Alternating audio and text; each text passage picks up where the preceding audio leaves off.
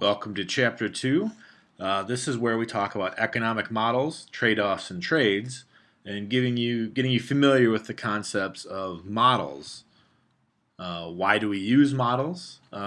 It's pretty simple. I think the book gives a good example of the Wright brothers inventing a wind tunnel to test models of airplanes before they made their first flight.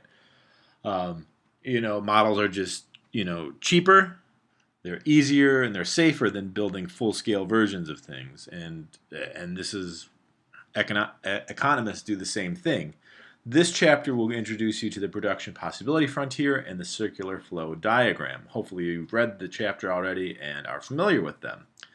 I would stress to you that the circular flow diagram we won't go too much into in further chapters, but you do need to know the concept because it kind of explains how the economy works, really.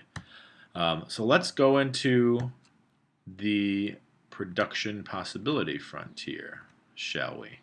And this model illustrates the trade-offs facing an economy that only produces two goods. Now, of course, this is not a realistic situation. What economy only produces two goods? But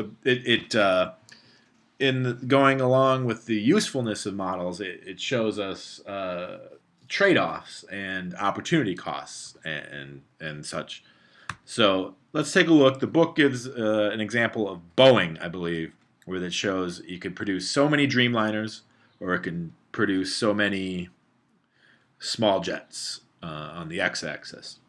And you can see, looking at this production possibility frontier, that it shows you a few concepts. Efficiency is one of the first concepts that it shows. If in an economy or a company, what have you, is producing on this line, that means it's producing efficiently. It's producing an efficient use of its resources.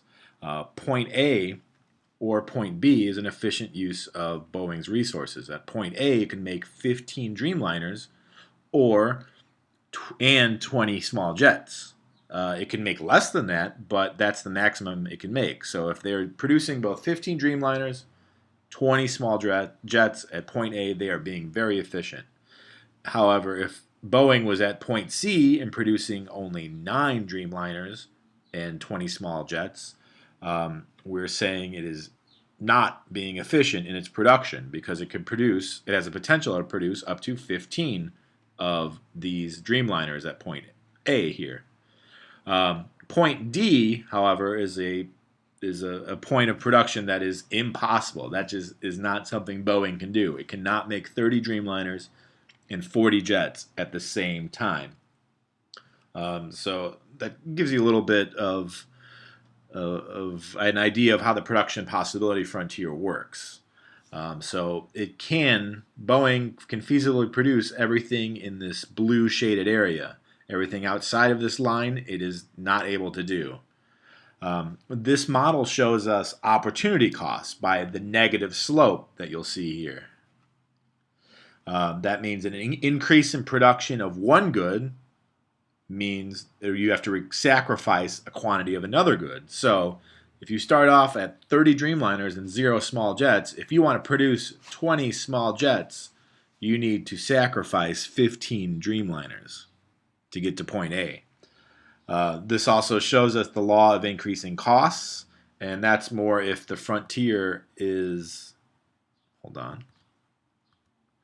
bowed out. So if this production possibility frontier is a bow instead of a straight line, you will see some of the law of increasing costs. So to produce the first 20 small jets for Boeing, they'd have to give up 5 Dreamliners. But if you want to produce 20 more small jets, you have to sacrifice producing 25 Dreamliners. So that's an increase in cost as you increase your production of small jets. But it also can show us economic growth. So if the production possibility frontier has an outward shift, the production possibilities have been expanded, either from factors of production, which are the resources used to produce goods and services, such as labor, if there's more labor force, or if there's technology, that's the technical means of producing goods and services, then the production possibility frontier will bow out, and you are able to produce more, as you could see at point E, which was not feasible before this new technology. You were only able to get up to point A. So you could look at, this brings us to trade. You can see the U.S. production possibilities, its production possibility frontier, say that 10 times fast, compared to Brazil's. You can see the U.S. has a pretty big advantage, even without trading. It could produce at this point 18 jets and 16 or large jets and 16 small jets, whereas Brazil can only produce 8 large jets or 6 small jets. And you can see that there's an opportunity cost for each jet, either large or small. Now, I do want you to figure out how to get this opportunity cost. I will use an easy one, the 3 small jets. The Brazil has an opportunity cost of 3 small jets to make 1 large jet. And as you can see, the previous slide, so if it is at 6 small jets and 8 large jets, if they want to make 2 more large jets to get up to 10, they have to sacrifice all 6 of their small jets. So if you make some simple division, instead of 2, we want to make it a factor of 1. Whoops, sorry. We will have to divide the 6 divided by 2, because then your opportunity cost goes down to 3 per 1. So it's 3 small jets for every large jet they want to make. So there's the opportunity cost there. If you did that math for all the small jets and the large jets for both the U.S. and Brazil, you would see that the U.S. opportunity costs for small jets are larger than they are for Brazil. For large jets, the U.S. opportunity cost is way smaller. 4/3 is much smaller than 3. So it looks like the countries would be better if they were specialized at what they're good at. It would be good for Brazil to make the small jets, and it would be good for the U.S. to make the large jets. This is what we call a comparative advantage.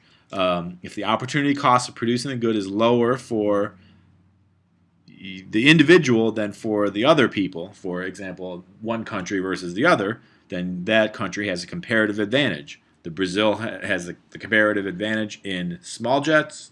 U.S. has the comparative advantage in large jets. So, if they were to trade, and the book gives a good example of this, they can expand how many jets they're able to get and go beyond their production possibility frontier. Now, there's an absolute advantage and there's a comparative advantage, and let's go through that. And a comparative advantage, again, as I mentioned, was the opportunity cost being lower.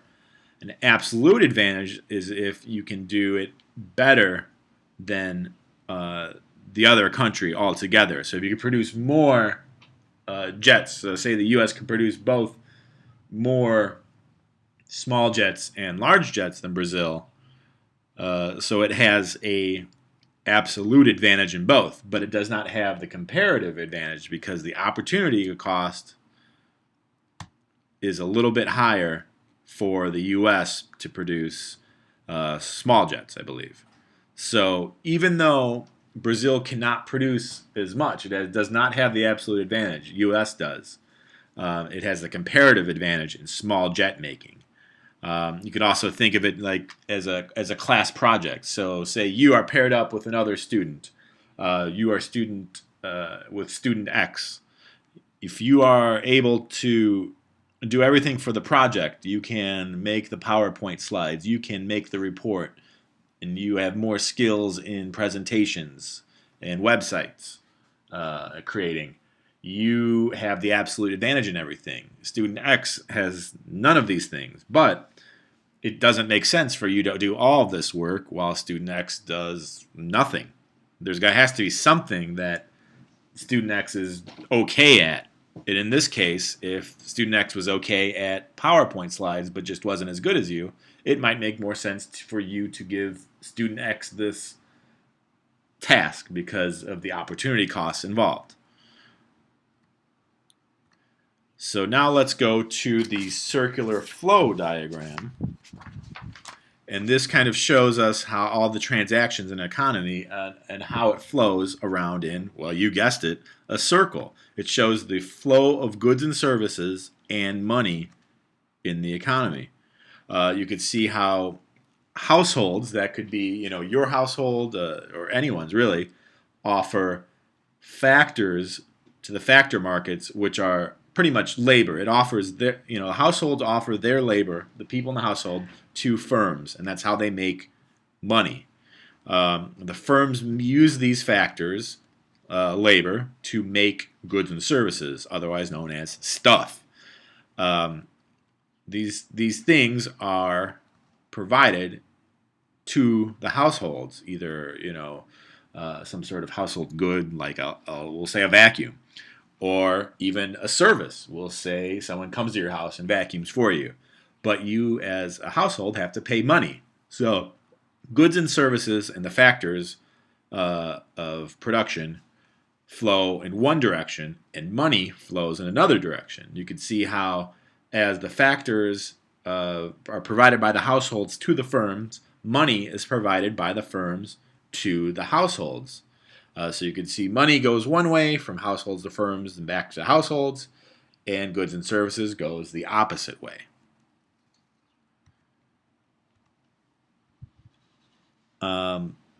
After that, the only thing I think that really needs to be highlighted is positive versus normative economics. Now, don't get hung up on the word positive. It does not mean what you think. Most people think positive as in a good thing, positive versus negative. I really wish they would have named it something else. But positive economics is the branch of economics analysis that describes the way that an economy actually works. So if you were to say there is an unemployment rate in the U.S. of 6.5%, I'm not sure what it is, but we'll say 6.5%. That would be a positive economic statement. Normative economics is when economists or someone make a prescription or makes an opinion about the way the economy should work. If an economist were to say, we need to drive down the unemployment rate to under 3% in the U.S. to have a healthy economy, that would be an opinion, and that would be normative economics, a normative economic statement. So hopefully you understand the difference between the two, and don't confuse them. I know the word positive really is kind of confusing, but positive statements are just factual statements, whereas normative statements are statements of opinion. I think that's really all for Chapter 2. I've kind of rambled on a bit, and I hope this explains a little bit more. And there might be a question or two why economists disagree. It's just kind of what values are there and what simplifications you can make in a model. But for this chapter, I'd like you to try to understand, and I hope you understand the production possibility frontier particularly, because that shows you the trade-offs and the comparative advantage with trading. So that is Chapter 2 in a nutshell. Thank you very much for listening, and good luck.